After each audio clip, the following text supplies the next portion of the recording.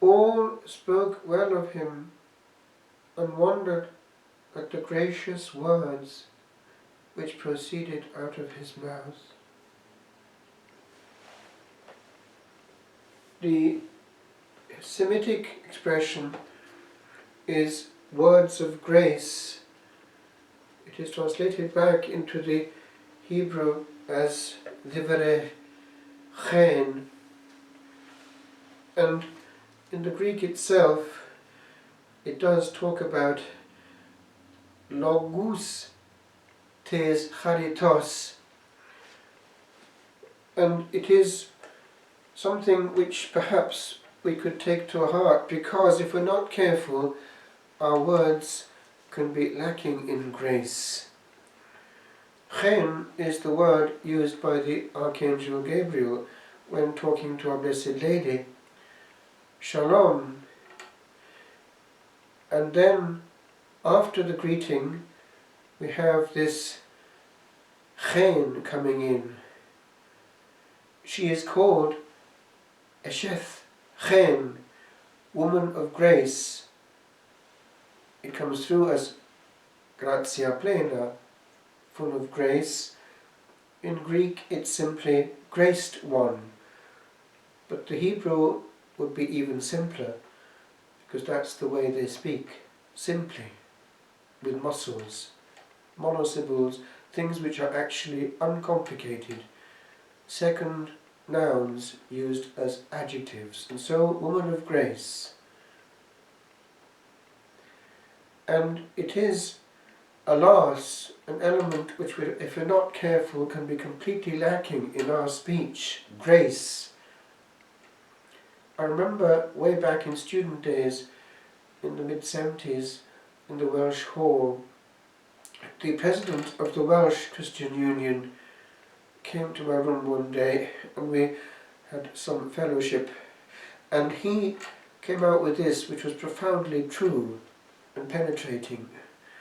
He observed how certain would-be Christians, unfortunately he was referring specifically to Catholics because he was scandalized, had words, and he was speaking Welsh, and he said, "Die geiriau nhw ddim yn rasisol." Their words are not graceful. That's the translation into Welsh, gracisol, graced, graceful.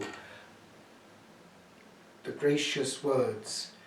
In other words, vulgarity and swearing, even blasphemy. And he couldn't understand how a person living in prayer mode could ever utter a word against the one that he was praying to. It had no sense, and he was right to be scandalized. And we need to be careful that we don't give scandal, because we are also representing more than just our own person. We represent the church. And if by chance we are also visibly consecrated, it's even worse. I remember hearing this actually from a Catholic student. Priests use it, referring to a swear word, so it was okay. It's not.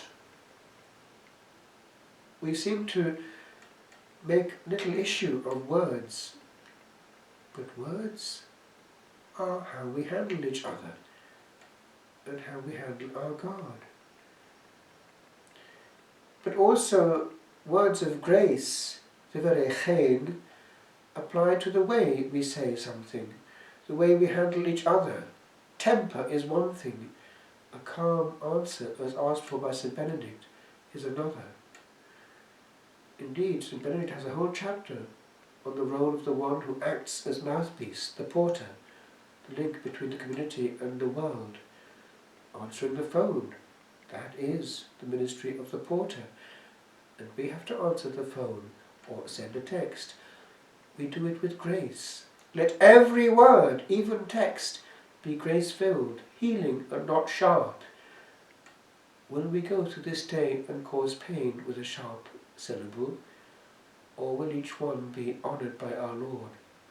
In the Carthusian rule it was written that the prior should never permit himself any word which the Lord would not take upon himself. That we can take unto us.